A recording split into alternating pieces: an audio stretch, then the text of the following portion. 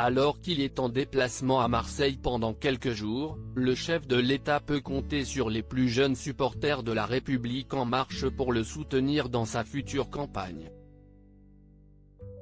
Même s'il ne s'est pas encore officiellement présenté en tant que candidat à l'élection présidentielle de 2022, il est clair qu'Emmanuel Macron compte briguer un nouveau mandat, et les jeunes avec Macron sont déjà tous derrière lui.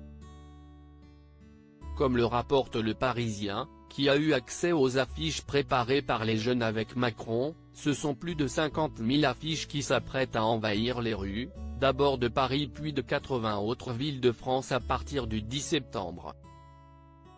Et au vu de l'affiche en question, on peut rapidement se rendre compte que les jeunes supporters du président de la République ont été inspirés par la popularité des séries et notamment de Netflix.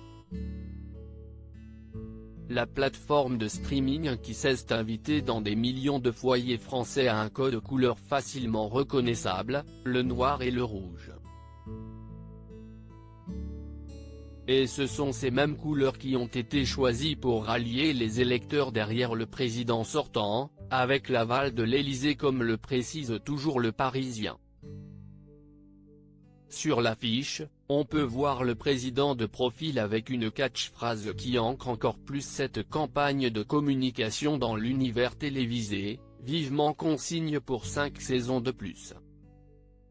Une formulation qui permet certes aux plus jeunes de rapidement comprendre le message mais qui, comme le souligne Le Parisien, pose tout de même quelques questions quant au contenu du programme qui sera proposé par Emmanuel Macron lors de sa candidature à sa réélection. Quel sera le programme d'Emmanuel Macron à la présidentielle de 2022 ?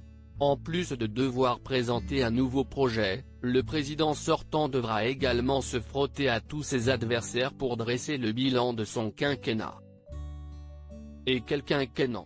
Entre l'émergence du mouvement des Gilets jaunes et l'arrivée du coronavirus qui s'est rapidement transformé en pandémie faisant tourner la France, et le monde entier, au ralenti pendant plusieurs mois, les questions risquent d'être nombreuses. Mais Emmanuel Macron a déjà commencé à dresser un petit bilan de son côté avec, entre autres, cet échec du quinquennat qu'il reconnaît en petit comité.